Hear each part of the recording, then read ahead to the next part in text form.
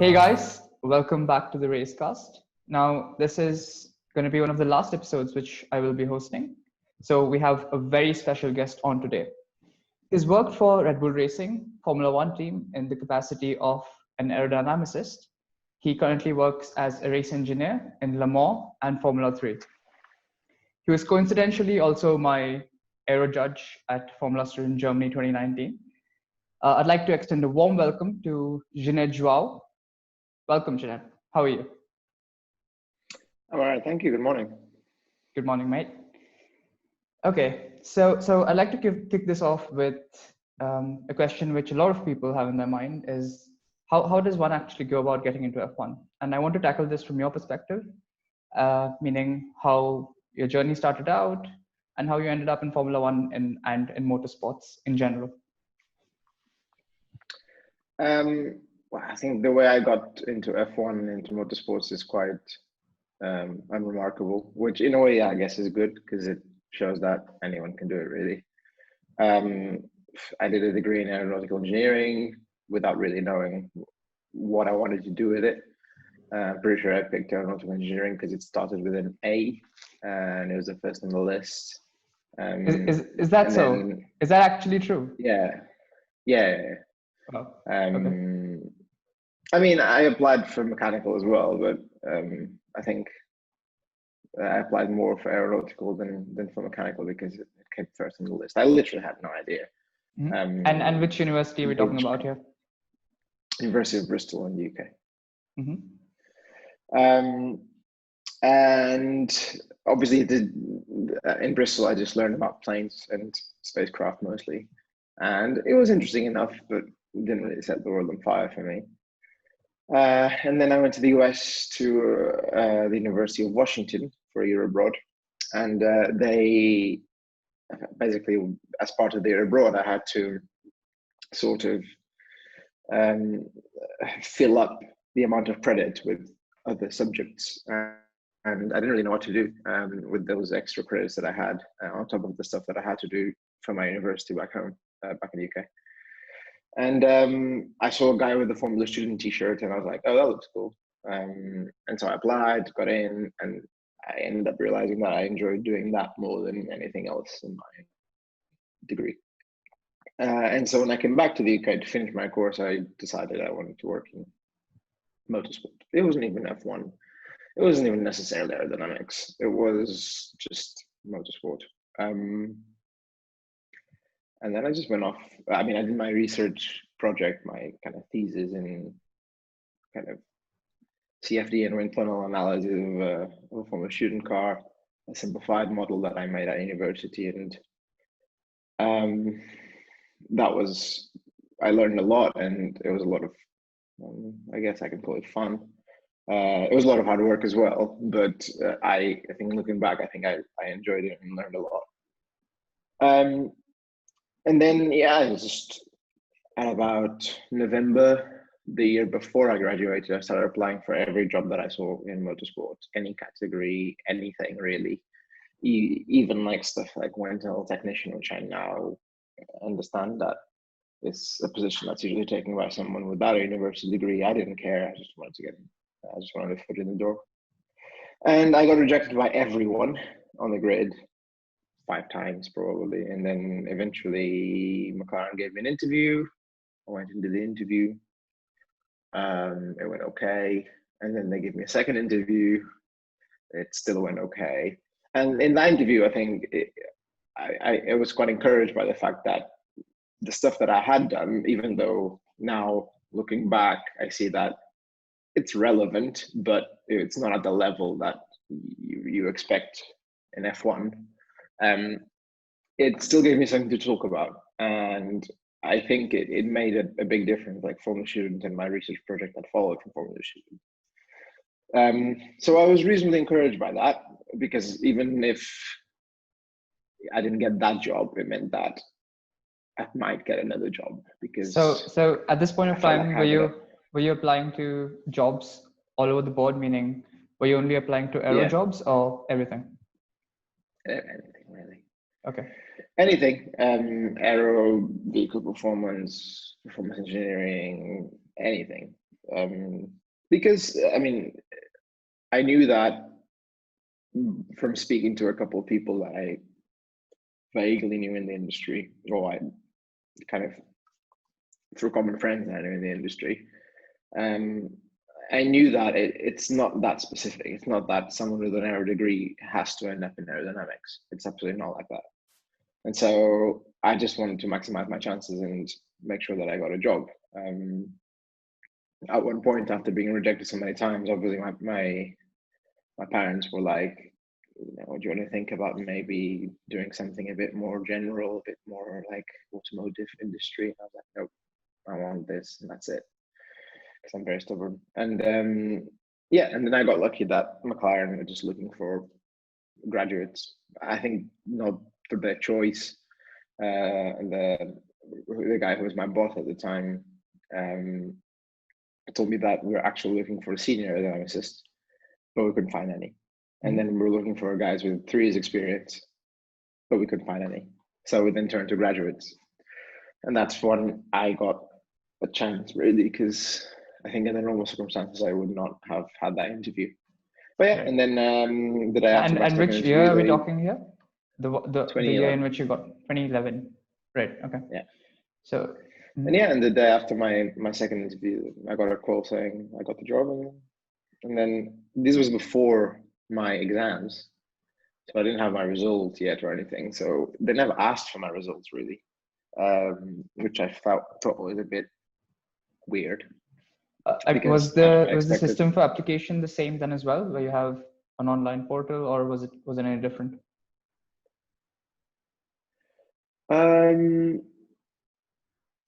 It was I just sent an email and. Okay, so there's nothing official. You had to apply yourself. No, yeah. Right. Okay. I just sent an email and then I got an email back for an interview, and then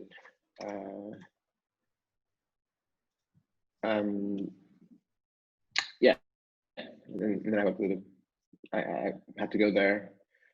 I was very scared about the white walls of the McLaren Technology Center. It all looks very like space age-y and like a movie from the 60s type scenario, and it's all a bit daunting, but in the end I ended up spending 4 years there, and I met a lot of friends, and it was a good time. So yeah, I'm glad that worked out. But yeah, that's kind of my journey into motorsport. It's nothing remarkable really. Just applied for a job and I got it. Right. I mean, I love how humble you are. I was wondering how you got into Red Bull after that. So, in McLaren, you worked in the capacity of an aero engineer, or aerodynamicist. Yeah, that's what they should call it there. Aerodynamicist. So my time at McLaren started really well. I mean, at first I was a little bit stuck in the wind tunnel. Like everyone, I guess, when they start. So I was just running the tunnel because that's where you most you need to be able to do that, and because that's the kind of work that no one else wants to do, really. And then I was quite lucky that my boss at the time was quite young. My team leader was quite young, and he'd also been kind of pushed to start drawing stuff very early on in his career by, his boss in his previous job. And that's what got him to team leader so young. Now he's head of aero at Ferrari, so yeah, he's still young for that as well.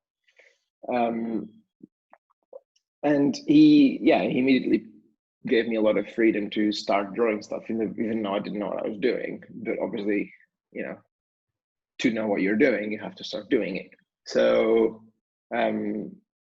yeah, I think I developed, there was a very steep learning curve, but I was really enjoying that. And then, my boss left, his replacement was not as forthcoming. And then it kind of all went downhill from there at the same time as it all went downhill for the team. So I got to a situation where the team was not where I thought it should be. And my situation was definitely not where I thought it should be. And so I started looking. And yeah, Red Bull came along. They were looking for aeros. I went for an interview. Again, it went okay. Actually, no, the first interview was terrible, and I to this day have no idea how they asked me for a second interview. Um, but they did, and the second interview was better, and then somehow they gave me the job. And so that's pretty much it. I was not happy, and I was looking around, and I again applied for a job that I saw, and somehow got that. And yeah, and then I spent another 4 years there. Okay. I mean, through this entire story, I really love how humble you are, and I'd like to sort of delve into how Formula Student is relevant to Formula One, because it was curious when I heard you weren't really keen on motorsports before your experience in the Formula Student team in the US, and after that, am I correct in saying that, or were you always a motorsports fan? No, I guess I have to go back a few more years. I started watching F1 when I was 10, and I was completely obsessed by it for a few years. But then they stopped showing it on open TV here in Portugal around 2005, I think. And my parents didn't really. My dad was very much against pay TV, like pay channels, and out of principle more than anything else, I think. Now that we've all left the house and he doesn't have to worry about us, now he's got those channels, but back then he didn't have it. And so I just stopped watching F1 from 2005 until 2000 university. I didn't watch an F1 race. On my first year of university, I remember watching the Monaco Grand Prix and the last race when Lewis won the championship. And then when I went back to the US, when I got into Formula Student, we started following it a bit more. And then I never stopped since then. So, I mean, when I was young, I did think it'd be cool to work in F1, but I never actually gave it any serious thought until Formula Student. Right. So adding on to that, you also said how you interviewed Red Bull went terribly, and the ones at McLaren was okay.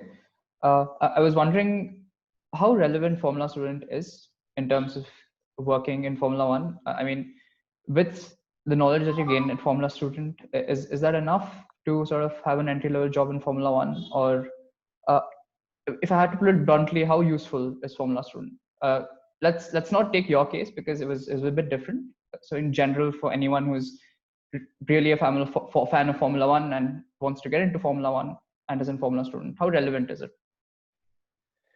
I think Formula Student is extremely relevant because it teaches you a lot about race cars that you need to know, and you don't really talk about it at university outside of Formula Student, obviously. So in that sense, it is very relevant. I don't know. It can be. There's a lot of vices in some Formula Student teams that sometimes lead you in the wrong direction. You can end up learning things that are not correct. Can you give me an example? I think my favorite one is how the confusion between the position, the center of pressure, and aero balance. That's one of my pet hates, is that people talk about the center of pressure and the position of the center of pressure, and when it really what matters is how much downforce goes to the front wheels and how much downforce goes to the rear wheels. It has another one, I can't remember now. It's one that always pisses me off as well. I can't remember now. It'll come to me later. But basically, these misconceptions that become accepted because everyone says it, and everyone kind of agrees with it without actually understanding what they're saying, and that happens quite a bit because there often aren't any like kind of professors involved. In many teams, the faculty advisors are not really there, and the professors at university don't really care too much to answer questions, which I don't think is very nice. It's not in most teams. In most teams, I think people are present. For instance, in my team, yes, our faculty advisor was not the advisor himself, but kind of the TA, his TA that took care of us was very knowledgeable and finite elements, and I think is very helpful in that. But outside of him, no one really helped us. So a lot of the times, misconceptions can become ingrained in from the students, and you can learn things that are not correct. Mm-hmm. But I think what you gain from it is, so I'm just saying this as a kind of a word of warning. You always need to be aware of this and try to learn as much from good sources as possible.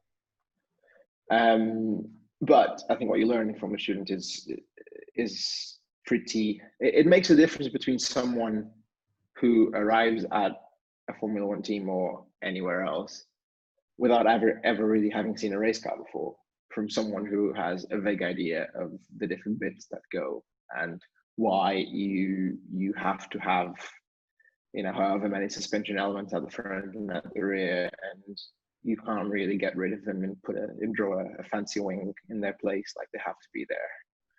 That sort of thing. I used to call it knowing which way of the car goes into the corner first. But at the same time, you use the word knowledge. I don't think anyone ever really starts a job knowing how to do it. And this is something that my boss told me once about, obviously, some colleagues of ours. University doesn't really teach you how to do things, how to do your job. It doesn't give you the knowledge. It's not the material that's important, really. University teaches you how to think like an engineer. And that's underrated and very important. And it teaches you how to think like an engineer without you noticing. But that's what it's there for. So when you do, I think, when I was at university, I opened the book at the beginning of the term and I looked at it and I was like, I'm never going to understand this. And then you do eventually. And if you just read up on it and you try to make sense of one little bit and then you build on that, and at the end of the day, you understand the whole thing. But it's that process that's important. And I used to wonder, like, why the hell am I learning all this? I'm never going to use this in my career. But it doesn't matter. It's the process. It's the thought process that takes you to understanding it. That is important. So, and again, I think that from a student, that's very important because you're tackling problems that don't have a solution.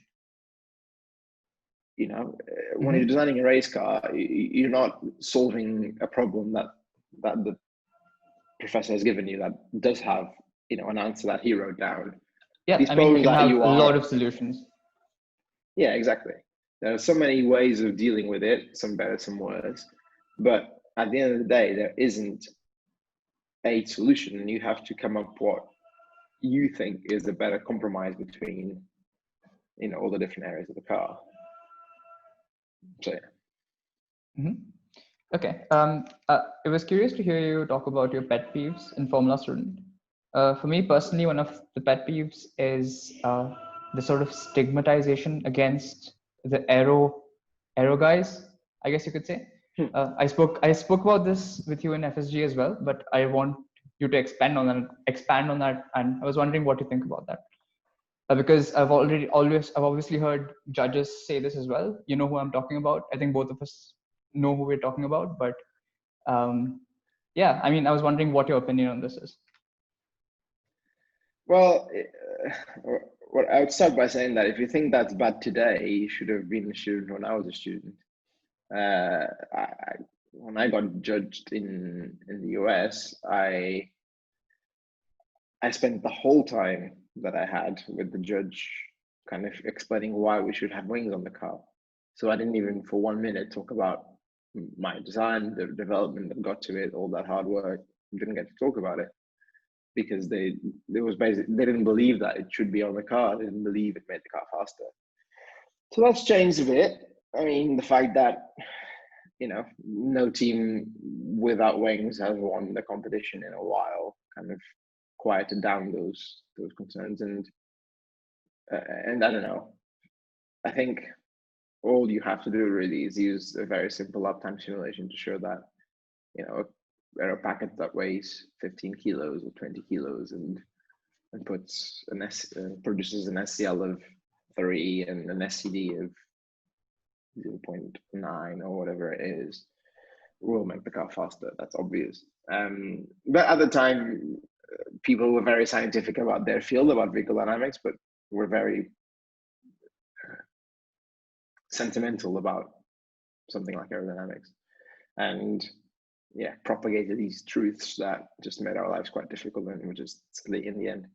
So I think that's not, it's right. not very productive.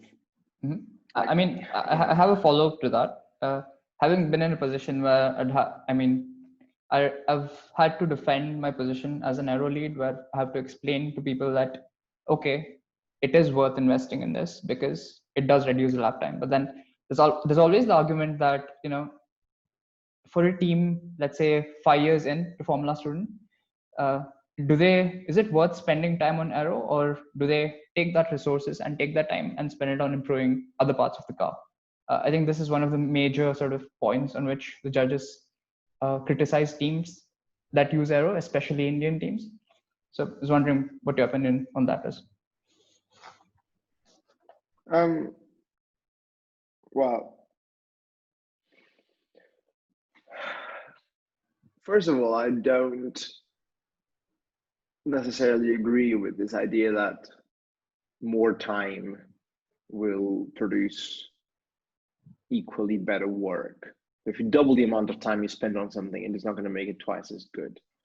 So if you don't like a part of the car, it doesn't necessarily mean that just putting another person on it would have made it twice as good. Mm-hmm. A lot of things that affect the quality of a certain part of the car. I still think access to information and to knowledgeable people who can help you guys is the main driving factor. There's teams that I've been in touch with that started with a very rudimentary aero package and finished with something pretty cool, and that works quite well. And I don't think they spent a different amount of time on that package than they did the year before or the year before. They simply had a guy who was very good and interested and dedicated and wanted to know more and just asked a lot of questions, and I happened to be there to answer them. And I don't really agree that if you took the people that do the aero package and put them in designing the suspension and didn't do anything else, I'm not sure the suspension will get that much better that it was worth not investing in the aero. Obviously, you have to know where to spend your resources, and ultimately your job is to design the best race car possible. And maybe sometimes the judges are right that you could have invested your resources in a different place, but it's kind of very difficult to make that judgment call because you're trying to predict the future, you're trying to predict what impact those resources would have had. And to be honest, I still think that the people who say those things underrate the importance of aerodynamics, even in Formula Student. Because unlike in F1, where it's pretty much 90% aerodynamics in terms of the chassis, in Formula Student, it's probably more like 50-50. But 50% is still quite a lot. And you wouldn't hear one of these judges say, why did you spend so much time analyzing your tires? Like, why? Why did you spend so much time doing that? Why didn't you spend it in other areas? Because the tires are obviously visibly a very important part of it, because it's the only thing that touches the ground, hopefully. But aerodynamics is less visible and less easy to understand for most judges in Formula Students, which is why they end up asking these questions that they don't understand. They don't understand how important and how powerful aerodynamics can be. And that's why the whole wings don't work movement was a thing 10 years ago when I was doing it. And that's still kind of ingrained in a lot of judges. But I think we're going in the right direction. We have more aero judges than we've ever had, and they're of higher quality than they've ever been. For sure, in FSC 2019, that was one of the best fields that I remember seeing. And yeah, and I think in that particular sense, we're trending in the right direction. Mm-hmm. Right. So, I mean, so to all the guys who've always doubted their department, I think you guys should maybe wind back and listen to that again. So also so you're a judge right now in Formula Student for how many years now? I first did it in 2015, and I took a year off in 2017. So, oh no, I did it in 2013 in the UK actually. So I've done 6 competitions and all that. Okay, so I'm curious why you decided to sort of become a judge in Formula Student, and what was one of your best experiences as a judge? Well, the first time I did it in the UK, I did it through work, because there was an email going around saying, "Who wants to come and do this?" So I applied for it and I went to do it, and I did it because I mean, Formula Student mattered a lot to me. It kind of meant a lot for my career, and it made my experience in the US very memorable. I think it would have been memorable anyway, but it was definitely a different experience this way. Obviously, a lot more work, but also a lot more rewarding. And it just had a kind of a, I'm trying to be cliche, a special place in my heart. So I decided to try and give a little bit back. But then I went there and I was quite disappointed because the event was not very, I don't know, it was not very well organized. There was not a lot. I basically arrived, judged, left. So this was back when you were in McLaren? Else. Yes, that was when I was in McLaren. And then when I moved to Red Bull, like I never gave it really another thought for a few years. That was 2013. And then 2015, I moved to McLaren, to Red Bull, and I was in the canteen and we were having lunch with my new colleagues. And there was this guy there who I'd never met before, but he started talking about Formula Student. And I was like, "Oh, cool, I did Formula Student." And he's like, "Did you? You want to be a judge?" And turns out that was Joost, who's I'm not sure he's still going to do it in 2021 because he's got a little girl now. So it's, yeah, I think he's got other things to worry about in life. And he's been trying to kind of pass that job on to someone else for a while. I'm not sure he's going to manage ever though. Yeah, he puts all the judges together and organizes everything, and he's pretty awesome at it. And yeah, and basically this was July. I then had to kind of get in touch with my old team who were going to the event and ask if I could crash their camp, because obviously at that point it would be impossible to find somewhere to, like a hotel or anything else, to stay. And they said fine. And then yeah, I booked flight and I went, and that was the first year that I did it in Germany, and it was a completely different event to the UK. Like there was a lot more interaction with the students. There's who were a lot more free to roam around and go into someone's garage and talk to them. There was a lot more kind of interaction between the judges, like opportunity to meet the judges that you were with, and kind of form some connections. And I think that first year was probably my best experience because I was still quite young. And I managed to combine, being a judge and being really impressed with a lot of the kids that I judged and a lot of the teams. And it was before kind of TU Fast exploded and it became what it is. So there was a lot of different concepts. So during this time, Ren team was the dominant team in Formula Student.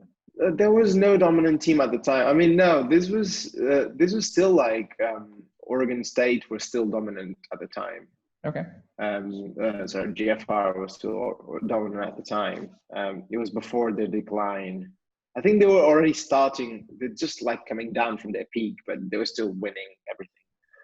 But there were a lot of teams like Delft was very good. Zurich was very, very good at the time. And then there were other teams that were not as good yet, but had a lot of potential. Like guys like Trondheim. It was the first time I judged them, and they were still a middle of the road team. But I did tell them, and yeah, because I thought that the guy had a really good understanding of it, but hadn't really yet turned it into a good aero package. I gave him a lot of feedback, and very good grades because I thought that he was good and that his work was good. He just had to take that next step. And on the feedback, the guy was almost in tears, and he was like, "But he told me so many bad things," and I'm like, "No, this is not bad things. I told you so much because I think that you can do such an awesome job with this, with the things that you know and the things that you have. You can do such a great job with this. That's why I gave you so much feedback. It's not that I don't like what you're doing. It's the opposite. I like it, and I think that you just need a little guidance to get to where you guys should be." And yeah, fast forward 3 or 4 years, and I think they won design last year or something. And it was that kind of experience was really cool, and also the fact that I then was camping and didn't really have an option but to stay up partying because the music never stopped. So even if I wanted to sleep, I could. So you got. I remember getting woken up at 6 in the morning by very, very loud techno music, and then showering and going to be a judge. So that was probably my favorite experience. It was really cool. But every year is different, and every year is good fun. The last one was also quite memorable. And yeah, it was a shame that there was no FSU 2020 because I was very much looking forward to that as well. Right.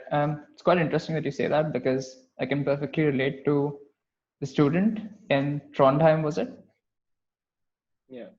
Yeah, because last year for me as well, I thought there's so many black marks on the sort of review sheet.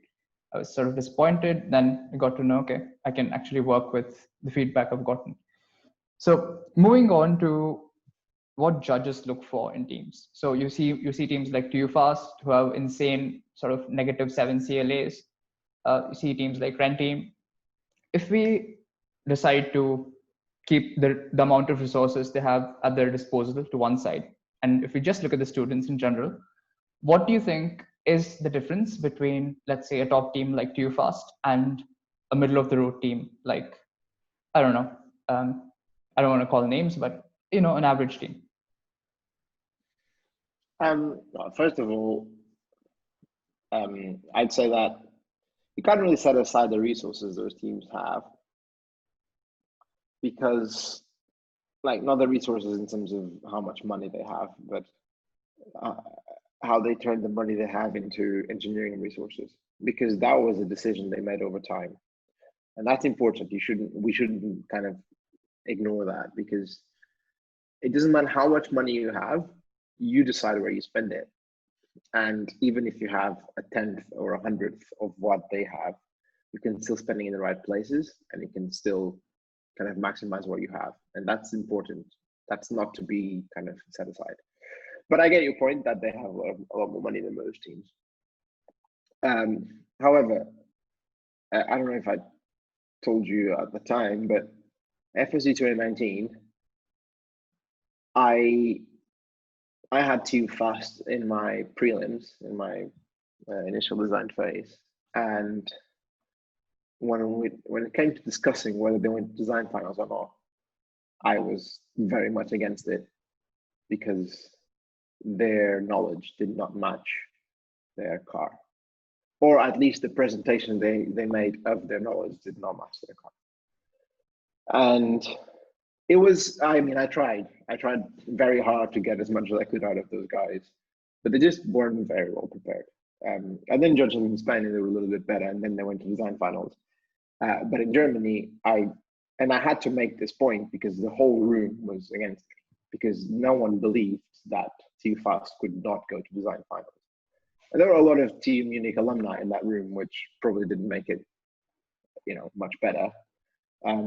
but I kind of had to put my foot in the ground and say no, because yeah, it was, for me, that's exactly what this competition is about. Yes, you have to have the coolest car and the best car and the fastest car to win, but you also know, you also have to know why it is the coolest and the best and the fastest. Okay. So if you just inherit a car and do a couple of tweaks to it, you should not be going to design finals just based on how cool your car is. So what I look for is students that are, yes, knowledgeable, but this is not a university exam. I'm not going to ask you to, derive me the momentum equation from first principles. I don't give a damn about that, because it's not what this competition is about. It's about applying the theory to create something that doesn't have, as I said before, one solution. It has 100 different solutions. So yes, you have to have strong principles, but you also have to know how to apply them. And you also have to know how to interact with the different departments of the team that essentially, in the end, produce a race car, to make sure that that car is as good as it can be. So yeah, it's a mixture of principles, applying them, and the trade-offs between the different players in terms of, car performance, reliability, etc., that ultimately give you the best result you can have in that competition for the resources you have. I do try to, I think we all do try to take into account the resources that teams have. Like, for instance, first year, I judged in FSG. I was with Claude in my judging group. I'm sorry, who? And Claude. Okay. Claude Powell. He's quite a famous name. And I had in the same bay TU Graz, who had won the competition a couple of years earlier and had a fairly long history of success there. And on the other side, a Greek team called Centauros Racing Team. And you looked at the TU Graz car and it was beautiful. It had a monocoque, the manufacturing quality was insane. It had an aero package, it had everything. It was beautiful. But you actually talked to the kids and you realized that they didn't really know why the car was like that at all. There were a couple of groups that were reasonably strong, but most groups just inherited the car and didn't really know how it became like that. Whereas the guys from Greece knew everything, were super passionate, had no resources, so their car did not look like an amazing Formula Student car. It looked like a Formula Student car from 10 years prior, but it was not slow, which is a good testament of how you can do a good job even without having all the resources that the big teams have. But regardless of how quick the car was, we got to the end and the whole team, the whole judging team, agreed that was something that Claude said. And I give him a lot of stick sometimes, but he was absolutely spot on this time around, which is, if I had to buy a car, I would obviously buy the TU Graz car because it looks lovely. But if I had to hire an engineer, I would hire one of the Greek guys because they know what they're talking about. And we understand that and we see that. And sometimes some judges don't, and they get, marveled by the beautiful cars and they kind of forget what we're doing there. It's normal, it happens. But I think in every judging group, there's always at least one that can, hold on, I know the car's pretty, but the guys don't know what they're talking about. So we shouldn't jump to conclusions and say they have to be in finals. Okay, so yeah. So based on what you said, a huge red flag is having a really cool car, but not knowing how the elements actually interact with each other and work with each other, to put it very briefly. No, not just that, just anything in terms of, you have to know you have to know the basic principles of your area. You have to know how to apply those and turn that into, a subsystem, and why, and you have to understand how all the subsystems interact. But the main thing is you have to know why your car is the way it is. So even if, I mean, don't get me wrong, you should build on previous cars, obviously, but the knowledge transfer has to be strong enough that the person taking over a project knows exactly why that subsystem evolved in that way. And I feel like that's missing in a lot of teams. And oftentimes it's not the student's fault, it's the team's fault that that knowledge transfer doesn't happen. But yeah, that's basically in a nutshell what I'm looking for when I judge. Okay, that makes sense. I'd like to steer the conversation to the competition from the organizer's point of view. Now, you might be aware that Formula Student Germany is deciding to completely phase out EV and CV vehicles and shift into a DV domain. There've obviously been mixed opinions regarding this. I was curious what you think about it, and why they took such a decision. What are the merits, demerits? I mean, I think the reason why it was taken is because the whole world is kind of getting excited by electric and driverless vehicles. I don't know how much I agree with that. I don't think electric is the ultimate solution, and I think driverless is a cool idea for some applications, but I also don't think it's a solution for traffic and etc. in a city. I don't think traffic issues in the city would be solved by having the cars driving themselves. The amount of cars will still be the same, or it'll be even more. So yeah, I think there are other solutions out there that are a lot simpler and that people just, they're a bit stuck in kind of science fiction movies and don't see that. Maybe improving public transportation and making it reliable and accessible like it is in many countries would do a lot more for the traffic in your city than cars driving themselves. But that's kind of a different discussion altogether. But I think that's kind of where the genesis of this rule evolution comes from. It's just the industry is trending in that direction, and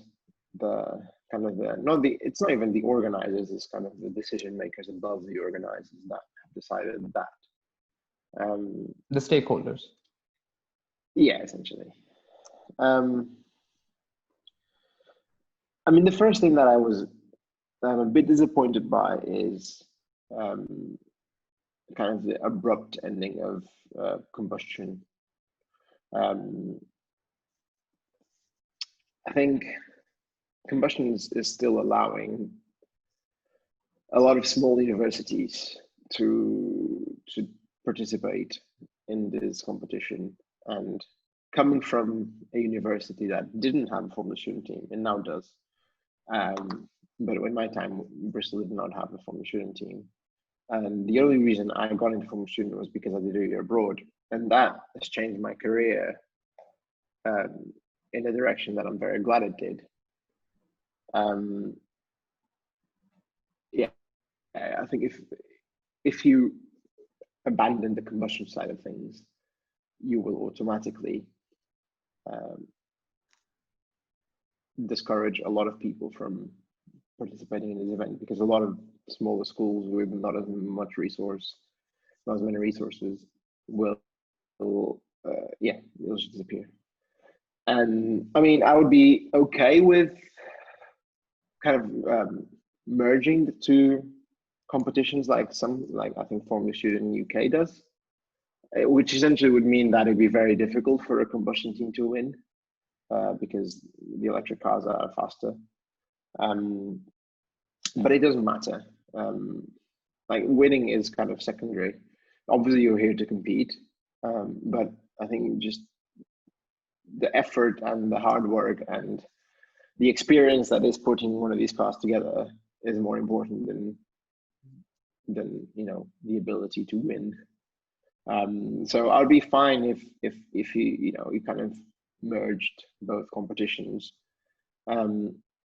which would essentially mean that the big schools that have both combustion and electric would just choose electric, which is fine by me. Like TUFAS already done that. They used to have two cars, now they just have one. GFR, the same thing. I'm not sure if this will have a combustion car, but at least you would get rid of some combustion cars at the top teams, but it would still enable the smaller universities to make an impact. And for instance, a small school would not be able to win the competition outright, but could do very well in design. It could make some design finals with their combustion car, just because it didn't make a good job. So I think that's the first disappointing product of these, not the rules, but the road plan for FSG. And then regarding the switch to driverless, first of all, I'm not entirely sure what the plans are. I mean, I know they wrote down what they think the plans would be, but I think these things are going to change all the time. Planning a 5-year cycle in Formula is very difficult because you don't really know how the industry is going to change and how the technology is going to change. So I think it was more of a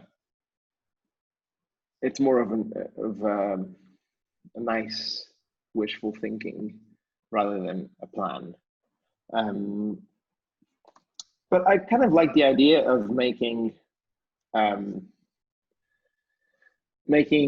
acceleration and driverless and skid pads purely driverless. I think that's pretty cool, and it means that you will have to develop some kind of driverless technology within your Formula Student team, which I think is cool because it's becoming a very relevant and a very popular subject. And I think that sort of area of automating things that humans really don't need to be involved in, I think it's good that we're starting to get into that in Formula Student. Besides, I don't really think the driver does much in acceleration apart from shifting at the right point in combustion and pressing the right pedal in electric, and the traction control and launch control buttons, I guess. And also, if you didn't have, I don't know if the rules are going to be written that way, but if I wrote the rules, I would say, if you don't have a driverless component in your car, you can just not take part in those two parts of the competition, which are worth some points, but it's not the end of the world. I mean, you lose 125 points with the two combined or something like that, or 150 points, I don't know. Mm-hmm. It's not the end of the world. It's not ideal, but it's not the end of the world. So it still allows small teams that maybe don't have the resource to develop that sort of thing to kind of do the trade-off and say, okay, let's not worry about that this year and just do a car that, can do everything else. And then we worry about that later. But it's good to give the incentive for teams to start to look into those technologies because it's very, very challenging. And the more people get into it and know about it, and the brighter the minds that we can get into there, the faster we will, develop these technologies and enable stuff that, needs to be, like delivery vehicles and that sort of thing. That there's no reason for a human to be there, as long as they can safely and reliably drive themselves. So one might say, well, what you're saying is true, but are driverless cars in the context of Formula Student, where it's primarily race cars? Does that make sense? Or can you have a different sort of competition for these applications you're talking about and leave Formula Student alone? I think it does make sense because Formula Student is first and foremost an educational experience, and it's got the context of motorsport, but it's not a motorsport competition. Like the main point of Formula Student is not the racing. The racing is kind of a way to make it competitive and to spice it up, but it's not a racing competition. It's not sanctioned by the FIA. It's not, there's so many things that make it not a motorsports competition. It's an engineering competition with a motorsport background. And from the engineering standpoint, I think that the driverless aspect of it is very interesting. And so for me, that means that just because you may be right in saying that driverless race cars aren't the thing, even though they are, there's Robo Race. And I don't know, sometimes I think it'd be useful to have a car that drives itself so we can kind of show drivers what the limit is, so they can go to the limit more easily, and have an idea of what the limitations of the car are, rather than the relative to the drivers themselves, the limitations of the drivers themselves. But yeah, I think that from an engineering standpoint, it's an interesting area, and that needs clever people to get into it and to help developing these like algorithms and this technology. And so I think it does have a place for Formula Student. Should it take it over completely? I don't think so.